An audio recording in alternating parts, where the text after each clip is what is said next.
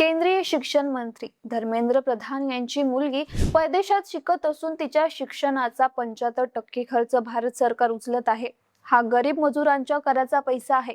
केंद्रात मोदीची सरकार येऊन 12 वर्षे झाली तरी भाजपाचे मंत्री, आमदार, खासदार आणि नेत्यांची मुले शिकू शकतील असं एकही कॉलेज किंवा युनिव्हर्सिटी भारतात बनू शकलेली नाही. स्वतःची मुले परदेशात शिकत आहे आणि भारतातील मुलांवर अश्रुधूर आणि लाठीचार्ज केला जातोय. शिक्षण मंत्री खूप छान, अंधभक्त असेच समर्थन करत राहा.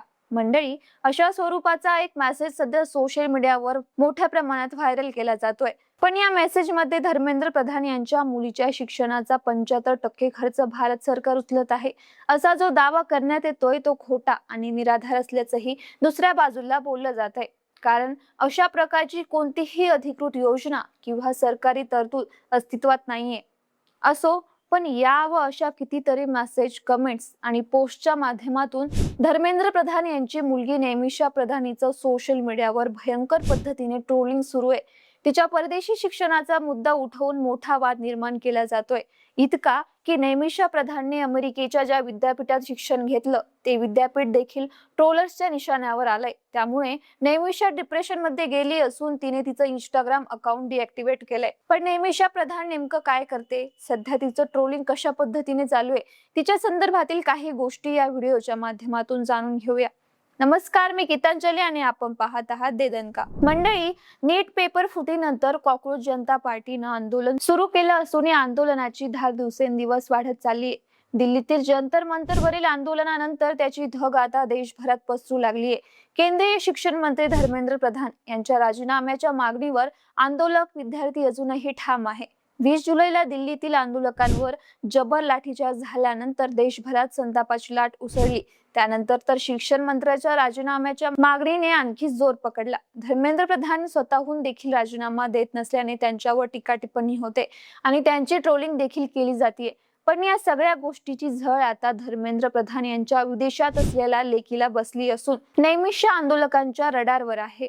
मंडळी, नैमिषा प्रधान हिने अमेरिकेच्या मॅसेच्युसेट्स येथील नामांकित टफ्ट्स युनिव्हर्सिटीच्या Fletcher school of law and diplomacy मधून शिक्षण घेतलेलं आहे. या ठिकाणी 2023 मध्ये तिने मास्टर ऑफ लॉ ची पदवी पूर्ण केलेली आहे.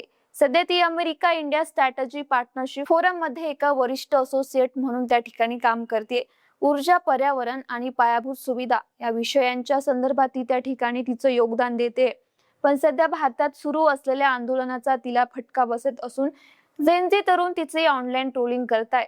तिच्या परदेशी शिक्षणाचा मुद्दा पुढे करून तिच्यावर देखील टीकेची झोड उठवली जाते. तिच्या इंस्टाग्रामच्या पोस्ट मध्ये जाऊन कमेंट्स केल्या जात आहे. तिला टॅग करून वडिलांच्या राजीनाम्याबद्दल विचारलं जात आहे.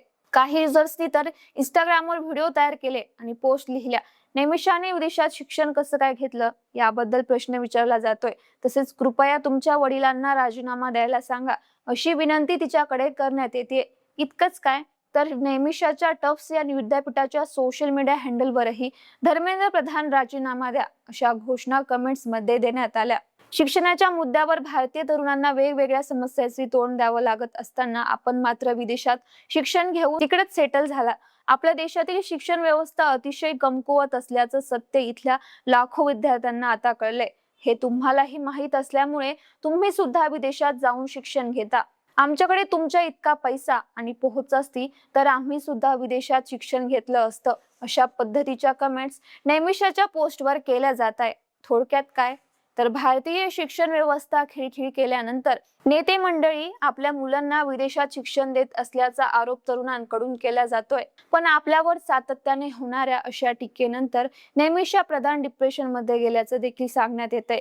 जेनझी कडून होत असलेली ट्रोलिंग पाहता सध्या तिने तिचे सगळे सोशल मीडिया हँडल्स बंद केले आहे. दरम्यान या सगळ्या प्रकरणात किंवा वादात शिक्षण मंत्री धर्मेंद्र प्रधान यांच्यावर जरी टीका होत असली तरी त्यांच्या कुटुंबियांना किंवा त्यांच्या मुलीला या वादात ओढणं चुकीचं असल्याचं देखील दुसऱ्या बाजूला बोललं जात आहे. सत्तेत बसलेल्या लोकांची जबाबदारी निश्चित झाली पाहिजे, पण त्याचा फटका त्यांच्या मुलांना बसू नये अशी अपेक्षा सोशल मीडियावर दुसऱ्या गटाकडून व्यक्त करण्यात येते.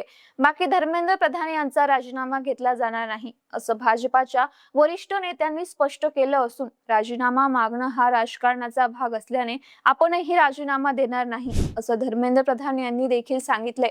पण कॉक्रोच जनता पार्टी मात्र त्यांच्या राजीनाम्याच्या मागणीवर अजूनही ठाम आहे. जंतर मंतरवरील आंदोलन असो की त्यानंतर आता देशभरात सुरू झालेले आंदोलन, या सगळ्यांची मागणी एकच आहे. ती मागणी जोपर्यंत पूर्ण होत नाही तोपर्यंत माघार घेणार नाही, अशी भूमिका कॉक्रोच जनता पार्टीचे प्रमुख अभिजित दिपके यांनी घेतली आहे. त्यामुळे आता मोदी सरकार नेमकी काय भूमिका घेत आहे, सीजेपीच्या आंदोलनाची दिशा काय असेल, याकडे सर्वांचे लक्ष लागलंय. दरम्यान परदेशी शिक्षणाच्या मुद्द्यावरून धर्मेंद्र प्रधान यांच्या मुलीला ट्रोल करणं योग्य वाटतं का? भारतीय शिक्षण व्यवस्था फेल आहे हे माहीत असल्यानेच नेत्यांची मुलं परदेशात शिकतात का? आणि शिक्षण मंत्री धर्मेंद्र प्रधान यांचा राजीनामा व्हायलाच पाहिजे का? यावरच्या तुमच्या प्रतिक्रिया आम्हाला व्हिडिओच्या कमेंट बॉक्समध्ये नक्की कळवा.